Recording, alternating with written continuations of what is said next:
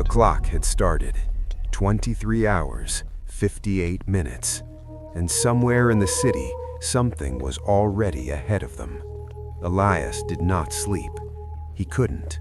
Sleep required uncertainty to be ignored, and Elias had built his entire life on eliminating uncertainty. He sat in front of his monitors, replaying the message over and over, not emotionally, but logically. Unknown sender, impossible routing, synchronized global delivery. It broke every rule, which meant one thing. There was a system behind it. Marcus had gone home hours ago, but Elias hadn't moved. His coffee sat untouched, cold, forgotten. You will die tomorrow at 8:01 p.m. He typed the words into his system, running pattern recognition, searching for any similar phrases across databases, forums, dark web logs. Nothing. No trace. It was as if the message had never existed anywhere before the moment it appeared. That wasn't possible. Everything left a trace. Everything. Except... Elias paused. Except something that didn't belong to the system at all. For the first time in years, Elias leaned back in his chair and felt something unfamiliar creep in. Not fear, something worse. Doubt. Sarah didn't go home either. The ambulance station was quieter than usual, too quiet. David had tried to joke about it. Maybe it's just a prank, some hacker with too much time. Sarah didn't respond. She was sitting alone now, staring at the message again. You will die tomorrow at 8:01 p.m. Her mind didn't go to fear. It went to strategy. Cause of death? Unknown. Location? Unknown. Variables? Infinite. She stood up suddenly, grabbing her jacket. If something is going to kill me tomorrow, she muttered under her breath, then I need to know what it is before it gets the chance. Paramedics didn't wait for death. They chased it. And for the first time, Sarah wasn't chasing to save someone else. She was chasing to save herself. Jonas ended his stream without saying goodbye. That alone was enough to send his audience into chaos. But Jonas didn't care about the audience anymore. He was alone in his room now, the glow of his monitor reflecting off walls covered with notes, theories, strings connecting ideas that most people would laugh at. But Jonas wasn't laughing now. This is it, he whispered. This is the break. His hands shook as he rewound his own stream footage, frame by frame, looking for glitches, artifacts, anything. And then he saw it. For a fraction of a second, just before the message appeared, the screen flickered. Not like a normal glitch, something else, a pattern. Jonas leaned closer, paused, zoomed in. The pixels weren't random. They formed something, a shape, coordinates. His breath caught. This isn't random, he said, voice barely audible. This is a map. Leah walked through the city like she had never seen it before, because she hadn't. Not like this. The lights had come back on, but the city didn't feel the same. People moved faster, spoke quieter, looked over their shoulders. Something invisible had changed.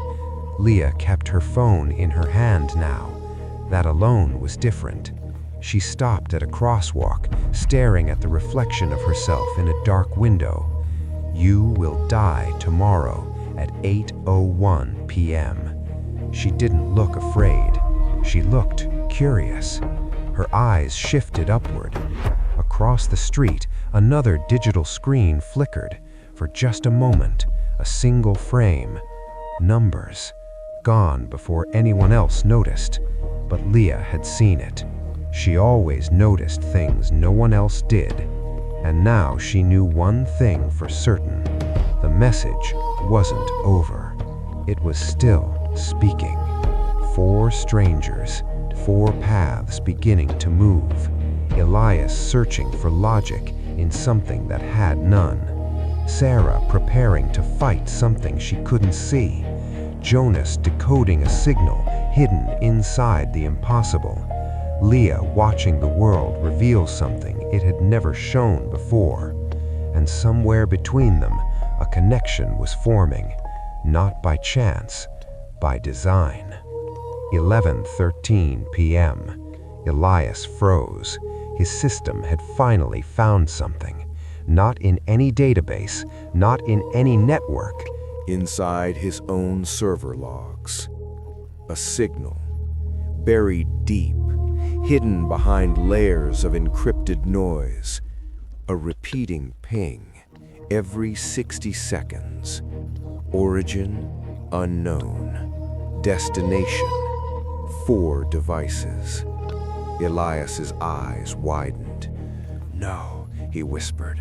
"That's not possible." The system wasn't just sending messages. It was tracking them, tracking all of them. Across the city, Sarah's phone buzzed again. A new message, not the same as before. Shorter, colder. "Run." She stared at it, and then, somewhere behind her, a sound. Footsteps.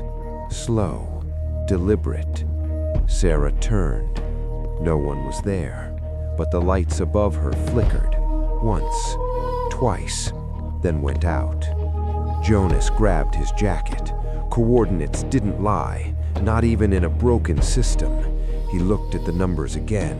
They pointed to one place, right in the center of the city, a place he had passed 100 times, a place he had never noticed.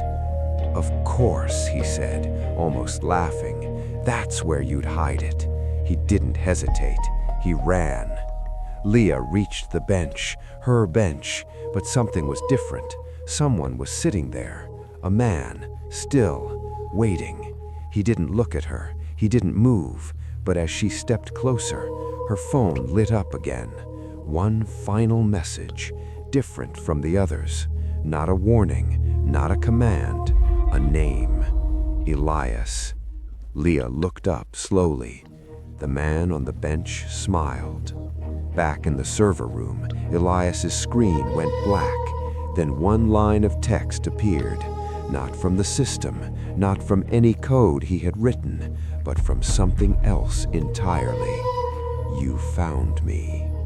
Elias's heart stopped for just a moment, and then every screen in the room turned on at once, showing the same thing, a live feed, 4 locations, 4 people, himself, Sarah, Jonas, Leah, all connected, all being watched. The countdown had begun. 23 hours, 12 minutes, and now they were no longer alone.